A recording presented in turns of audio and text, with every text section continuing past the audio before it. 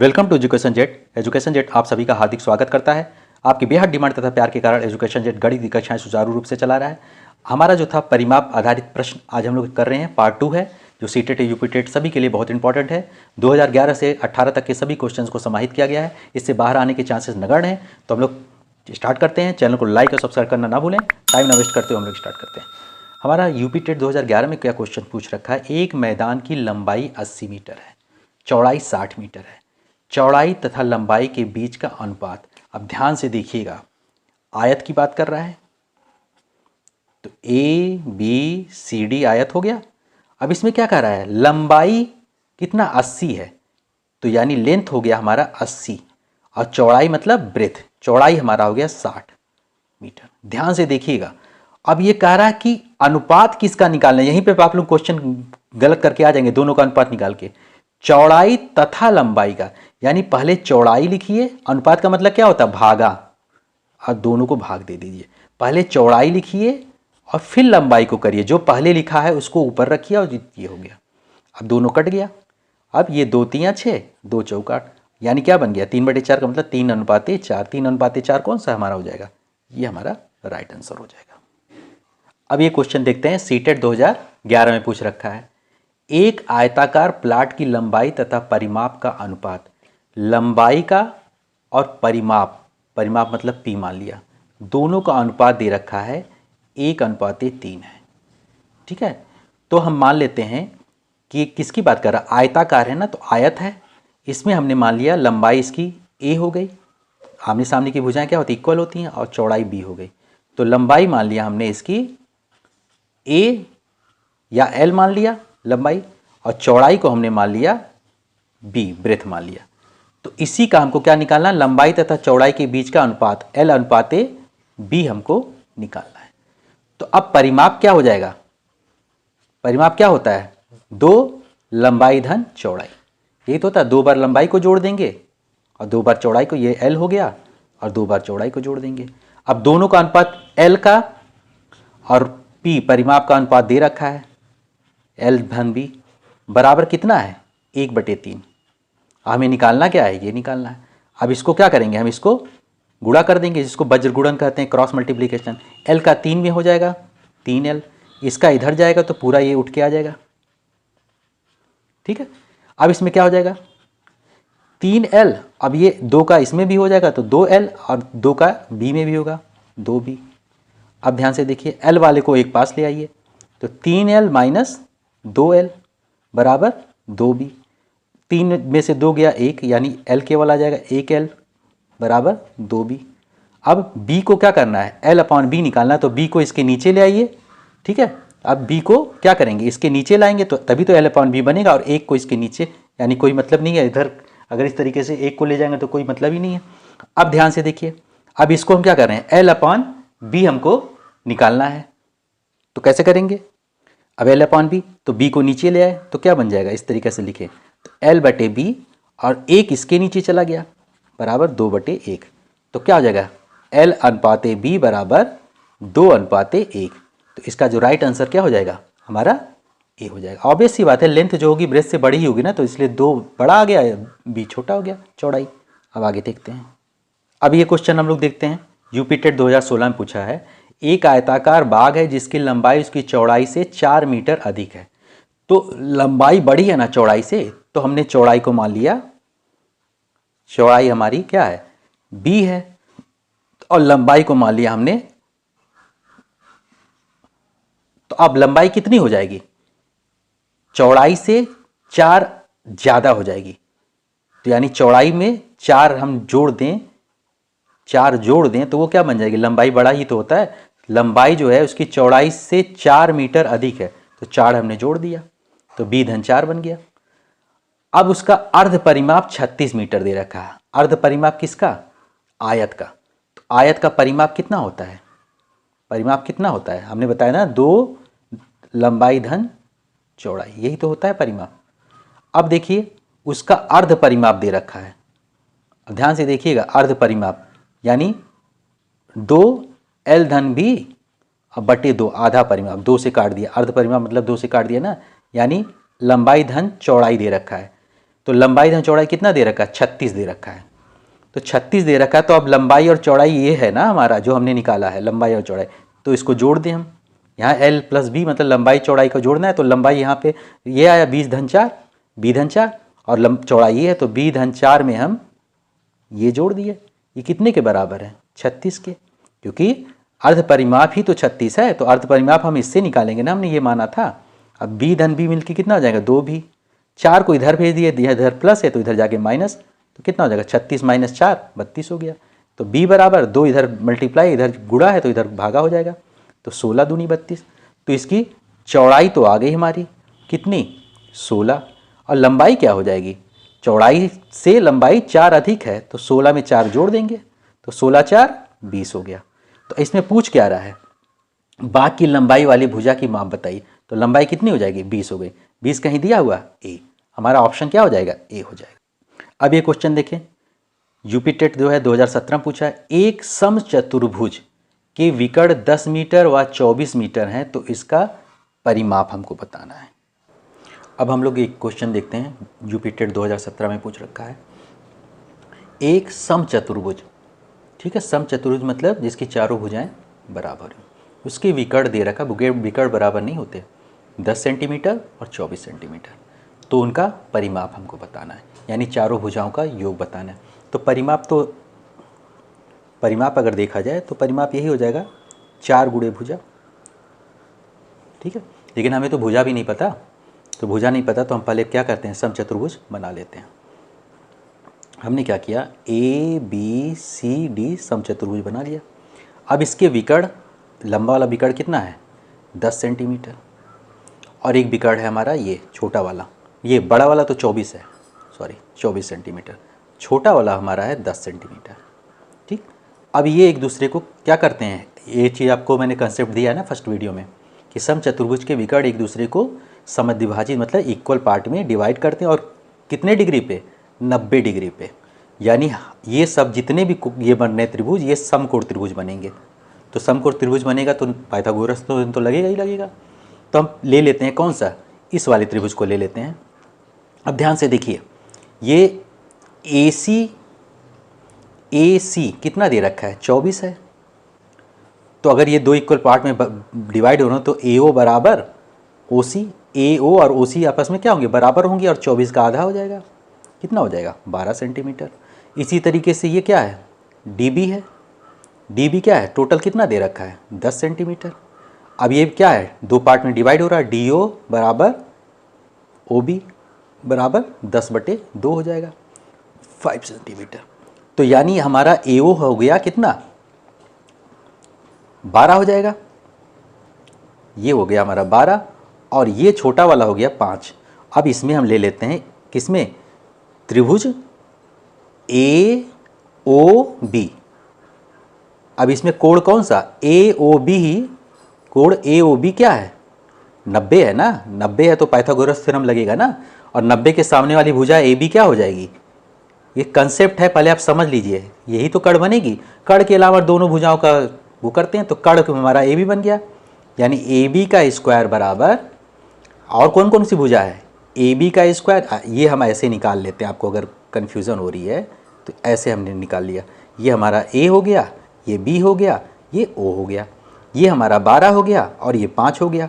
अब इसको निकालना है AB को, तो ये 90 है तो 90 के सामने ये कर्ण बन गया, AB का स्क्वायर बराबर OB का स्क्वायर अधन OA का स्क्वायर। अब AB हमको निकालना है तो इसको ऐसे ही रहने देंगे। OB हमको पता है ना 12 का, OB हमको पता है 5 का स्क्वायर हो जाएगा, और OA हमारा कितना है 12 का स्क्वायर। अब AB का स्क्वायर बराबर 5 का स्क्वायर कितना होता है 25, और 12 का कितना होता है बराबर है 144। अब AB का स्क्वायर बराबर, दोनों को जोड़ देंगे, 5 4 9 और 4 169। अब इससे हम AB निकालेंगे तो क्या हो जाएगा, जब इधर स्क्वायर हटता है तो इधर रूट में आ जाता है ना वैल्यू।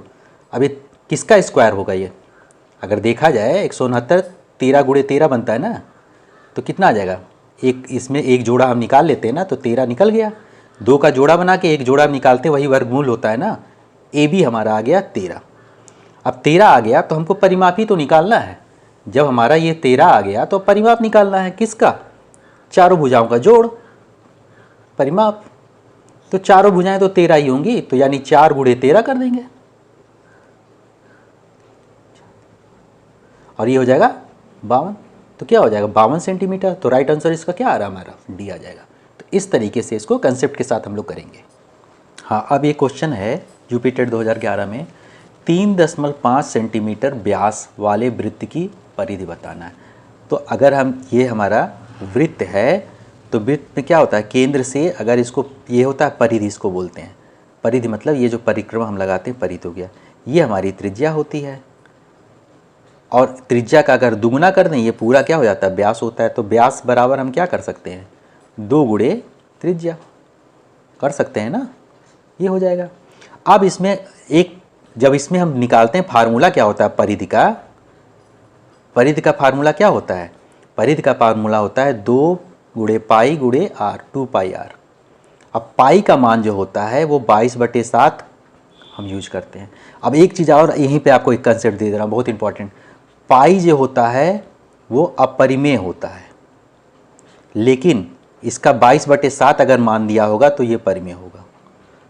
तो ये एक नंबर ये बहुत पूछता है, पाई दिया रहेगा तो हम तो पता रहेगा पाई का मान 22/7 होता है, तो हम बोल के लगा के चले आएंगे कि परिमेय होता है। लेकिन पाई अपरिमेय, लेकिन इसका मान दिया रहेगा तो वो परिमेय होगा। ठीक है, अब यहाँ पे हम इसका मान रखते हैं 2 गुणे, अब यहाँ पे रखेंगे तो पाई का मान क्या रख देंगे 22/7 और आर क्या है हमारा। अब इसमें क्या है, आर अगर त्रिज्या निकालना हो, त्रिज्या बराबर व्यास को हम डायमीटर बटे 2 करते हैं। तो यहाँ पे हम हमारे पास क्या है, व्यास है, व्यास कितना है 3.5। तो 3.5 है, तो अगर त्रिज्या निकालेंगे तो क्या हो जाएगा, त्रिज्या इसका आधा होता है ना, 3.5 का आधा। तो यहाँ पे क्या हो जाएगा 3.5 का 2 पाई आर, क्या है आर तो त्रिज्या ही है ना, आधा। अब ये आधा आधा कट गया तो इससे क्या हो जाएगा, इसको हम काट देंगे तो दशमलव पहले लग जाएगा और 7 × 5 = 35 हो जाएगा। अब 5 का फिर इसमें गुणा होगा, पहले दशमलव भूल जाओ, अब 5 दूना 10, 5 दूना 10 11, अब इसके बाद एक दशमलव लगा दो तो क्या आ गया हमारा 11 सेंटीमीटर। तो राइट आंसर इसका क्या आ गया 11 सेंटीमीटर। तो इस तरीके से हम लोग करते हैं। अब ये क्वेश्चन देख लेते हैं, यूपी 2011 में पूछ रखा है, सब इंपॉर्टेंट क्वेश्चन है आप लोगों के लिए। एक वृत्त की त्रिज्या 3 गुनी करने पर, 3 गुनी मतलब अगर उसका त्रिज्या मान लिया 2 है तो अब त्रिज्या कितनी हो जाएगी, 3 गुना मतलब 2 × 3 = 6 हो जाएगी। ठीक है, पर उसकी नई परिधि पुरानी परिधि से कितनी गुनी हो जाएगी। तो जब इसकी त्रिज्या कुछ थी तो उस समय जो उसकी परिधि थी और पुरानी परिधि जो थी दोनों की कितनी गुनी हो जा रही, दोनों में क्या है, हमको दोनों का अनुपात देखना है, कितना अनुपात में बढ़ रहा है। तो वृत्त की त्रिज्या अगर हम मान लेते हैं, पहले जो त्रिज्या थी कुछ नहीं हम मानते तो आर मान लिया था, तो अब कितना हो गया, वृत्त की त्रिज्या 3 गुनी करने पर, तो अब बाद में कितना हो जा रही है, उसका हम 3 गुना कर दिए तो 3 गुणे आर यानी 3 आर। तो अब तो जब पहले ये थी तो परिधि क्या बनेगी, इसकी परिधि क्या बनेगी 2 पाई आर बनेगी पहले की परिधि। अब बाद में अब परिधि कितनी बन जाएगी, अब ध्यान से देखिए, अब परिधि जो बनेगी, अब इसका क्या हो गया, त्रिज्या 3 आर हो जाएगा ना, तो 2 पाई इंटू आर की जगह आप क्या रखेंगे, त्रिज्या 3 गुनी हो गई ना, अब त्रिज्या 3 आर हो गई, ये हो गई। अब 3 दूना 6, ठीक है 6 हो गया। और या ऐसे कर ले हम इसको, तो 2 पाई आर इसको कर लें और 3 हमने ये अलग कर लें, तो 2 पाई आर ये क्या हो गया, ये पुरानी वाली पहले वाली त्रिज्या हो गई, पहले की त्रिज्या गुणे 3 यानी 3 गुणे पहले की त्रिज्या, यानी पहले की त्रिज्या का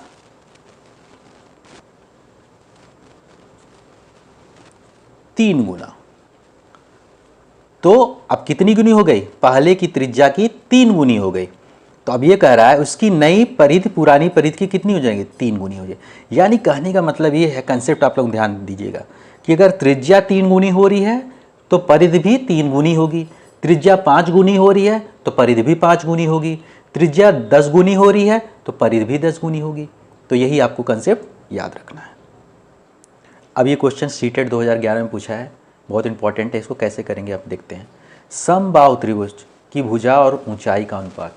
तो समबाहु त्रिभुज पहले देखें होता क्या है। तो समबाहु त्रिभुज क्या होता है, जिसकी सभी भुजाएं बराबर हों, यानी ए बी सी समबाहु कही जाएंगी जब ये इसके इक्वल ये। तो मान लिया इसकी भुजा जो है x है, तो ये भी x हो जाएगी, ये भी x हो जाएगी। तो सभी भुजाएं बराबर हैं। अब इसकी ऊंचाई, ऊंचाई मतलब इससे अगर हम 90 का कोण बनाते हुए एक लाइन ड्रॉ करें, ये मान लिया हमारा डी है, तो इसका किसका किसका ऊंचाई, इसको मान लिया एच है ऊंचाई, और किसका समबाहु त्रिभुज की भुजा, भुजा मान एक्स हमने माना था ना, तो एक्स अनुपाती एच हमको निकालना है। भुजा और ऊंचाई जो पहले लिखा होगा उसको पहले लिखेंगे, भुजा मतलब एक्स, ऊंचाई ऊंचाई। अब ध्यान से देखिएगा, जब समबाहु त्रिभुज होता है उस पर जब इस पे क्या करते हैं हम, इस पे 90 डिग्री बनाते हुए, 90 का कोण बनाते हुए अगर लाइन हम करते हैं तो ये दो इक्वल भाग में इसको क्या करता है, बांट देता है। तो ये अगर x है, ये पूरा अगर x है तो ये आधा आधा हो जाएगा, x/2 x/2। अब इसमें से जो है हमने ये पोर्शन जो है इधर वाला ये निकाल लिया, और इसमें जब 90 बन रहा है तो हम क्या, इसमें हम लगा लेंगे कौन सा, पाइथागोरस थ्योरम, याद रखिएगा वो। तो ये a हो गया, ये c हो गया, ये d हो गया। अब ये कर्ण बन जाएगा ना, ये कर्ण बन गया, तो फार्मूला वही होता है ना, कर्ण का स्क्वायर, ये आधार बन गया, और ये क्या बन जाएगा, लंब बन जाएगा। अब ये क्या है, इसमें ये कर्ण तो x है, और इस पर जब हमने ये किया तो ax/2 हो गया। अब इसमें हम लगा लें तो क्या होता है फार्मूला, कर्ण का स्क्वायर बराबर लंब का स्क्वायर धन आधार का स्क्वायर।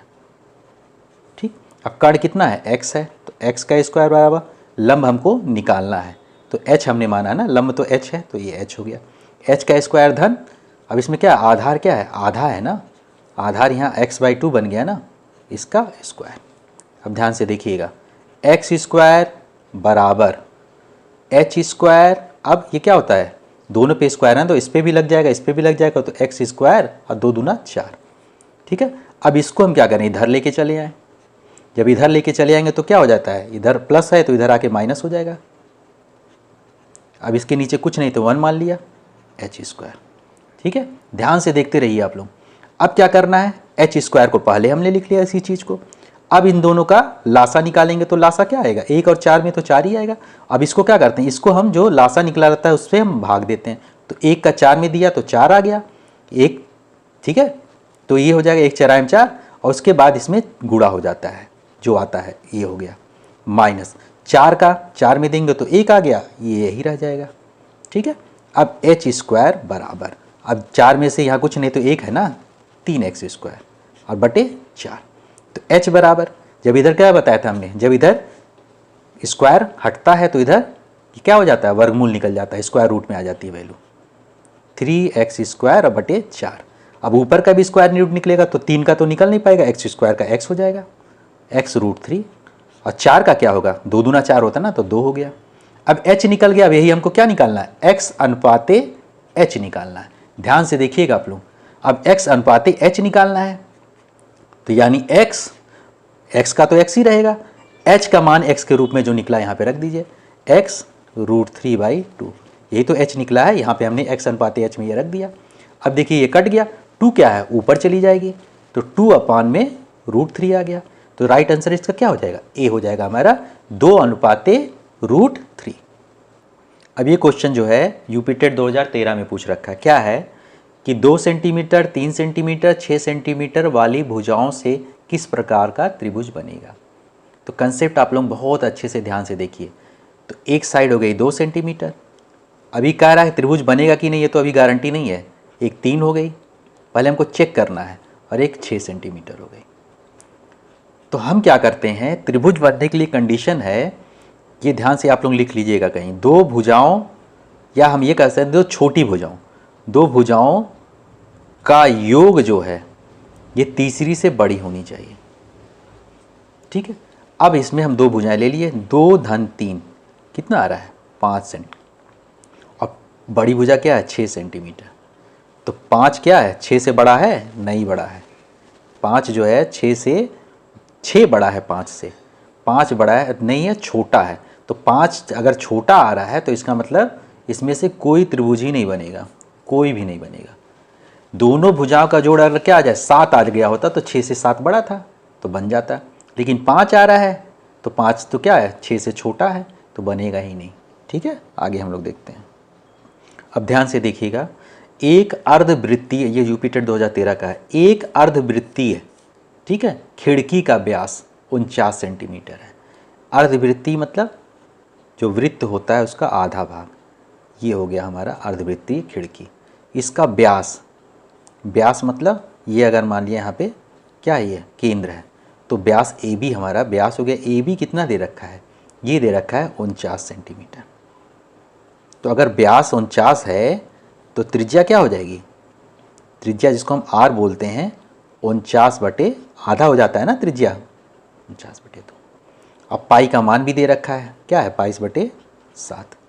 तो कह रहा है इसका परिमाप निकालना। परिमाप क्या होता है, पूरी जो है उसके पूरे बाउंड्री पर जितना दूरी चलते हैं, तो जहाँ से चला वहीं पे पहुँच गए, तो परिमाप मतलब एक चक्कर पूरा लगा लिया। तो यहाँ से यहाँ गए, यहाँ गए, यहाँ गए, यहाँ से यहाँ आए, फिर यहाँ से यहाँ आ गए, ठीक है। यानी हमको इसका क्या निकालना है, परिमाप निकालना है। तो ये जो बना है क्या, वृत्त बना है अर्धवृत्त, इसका ये निकालना होगा और धन ए बी निकालना होगा।